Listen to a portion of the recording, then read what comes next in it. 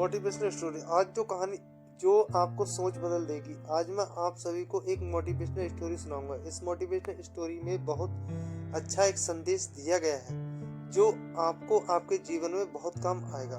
दुनिया में दो तरह के लोग होते हैं, एक वे जो छोटी सी प्रॉब्लम आने पर घबरा जाते हैं और दुखी हो जाते हैं। दूसरे वह लोग होते हैं चाहे कितनी भी बड़ी मुश्किल उनकी जिंदगी में आ जाए लेकिन वह हमेशा खुश रहते हैं, हर प्रॉब्लम में अपने आप को संभाल लेते हैं। एक वे जो जिनके पास सब कुछ होते हुए भी लेकिन फिर भी वह हमेशा दुखी दिखते हैं, आपको हमेशा भी दुखी मिलेंगे। और दूसरे भी जिनके पास हो या ना हो लेकिन वह हमेशा खुशी मिलते हैं, मुस्कुराते हुए मिलते हैं। आज हम ऐसे ही एक मोटिवेशनल स्टोरी के बारे में बात करेंगे। यह कहानी ऐसी है कि आपके जीवन में हजारों मुश्किलें या बड़ी परेशानियां क्यों ना आ जाए लेकिन यह कहानी आपको हर मुश्किल में रहना और मुस्कुराना सिखा देगी।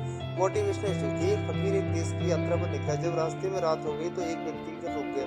उस व्यक्ति का नाम आनंद था। आनंद ने उस फकीर की खूब सेवा की और दूसरे दिन आनंद ने फकीर को उपहार देकर विदा किया। वह फकीर आनंद की सेवा से बहुत खुश हुआ और दुआएं देने लगा कि हे भगवान, आनंद को हमेशा खुश रखना, वह हमेशा दिन प्रतिदिन आगे बढ़ता ही रहे। इस बात पर आनंद हंसने लगा और फकीर से आनंद बोला, हे फकीर, अब भी वह नहीं है रहने वाला। इस बात पर आनंद की तरफ देखता ही रह गया और वहां से आगे चला गया। कुछ साल बाद फिर फकीर आनंद घर आया और देखा कि सारा धन और सारी संपत्ति सब कुछ चला गया। आनंद एक गाँव में ही वही जमींदार की नौकरी कर रहा है। वह फकीर आनंद से मिलने के लिए वहां चला गया। आनंद ने उस अभाव में ही उस फकीर का स्वागत किया और झोपड़ी में ही फटी चटाई पर बैठाया। उसके पास खाने के लिए जो रूखी सूखी रोटी थी वह खाने के लिए फकीर को दे दिया।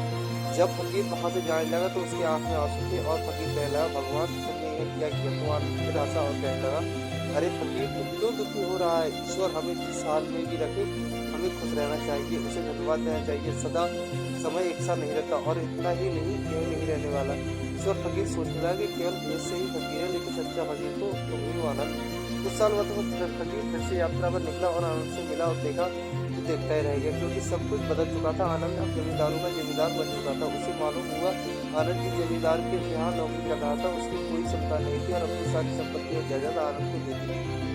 फकीर बहुत खुश हो गया और आनंद से बहुत अच्छा कहा हुआ जमाना गुजर गया, भगवान करे तुम ऐसा ही बने रहो। और इस सुनकर आनंद हंसने लगा और कहने लगा, फकीर, अभी भी तेरी नादानी बनी हुई है। फकीर ने फिर आनंद से पूछा, क्या ये भी नहीं रहने वाला? तो आनंद ने उत्तर दिया, हाँ, यहाँ तो चला जाएगा या फिर इस अपना बनाने वाला ही यहाँ से चला जाएगा।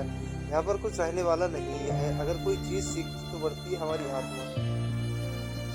फकीर ने आनंद की बातों को बहुत ही ध्यान से सुना तो वापस चला गया। जो होता है उसे स्वीकार करो। कुछ सालों बाद फिर फकीर जब उस गांव में गुजरा तो आनंद का महल तो था लेकिन उस समय आनंद ही नहीं था। उसमें समुद्र गुफ्तगू कर रहे थे। आनंद अब इस दुनिया में नहीं रहा, उसकी मृत्यु हो चुकी थी। वह फकीर मन ही मन सोचने लगा कि एक इंसान जिंदगी में कितना दौड़ता रहता है और होता रहता है, दुखी होता रहता है। जिन चीजों के लिए इंसान तड़पता रहता है, दुखी होता रहता है, वास्तव में वह तो हमेशा रहने वाली है ही नहीं। ये सारी चीजें बदलने वाली है। एक कहानी ऐसी चली थी कि हमारी जिंदगी में जब भी कोई मुश्किल तकलीफ और दुख आए तो हमें सोचना चाहिए कि जिंदगी में इससे पहले मुश्किलें और उन्हें आई तो क्या ये हमेशा रुकी?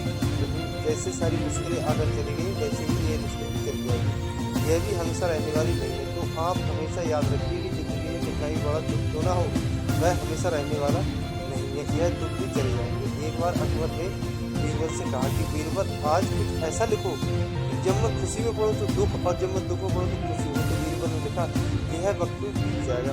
ये एक ऐसा वाक्य है, जब किसी खुशी में पढ़ेंगे तो दुख होगा और दुख में पढ़ेंगे तो खुशी होगी। मुझे उम्मीद है कि आप सभी को आज यह कहानी बहुत ही पसंद आई होगी। यदि पसंद आए तो कृपया आप सभी इस कहानी को सबके साथ शेयर करें और जरूर करें। धन्यवाद।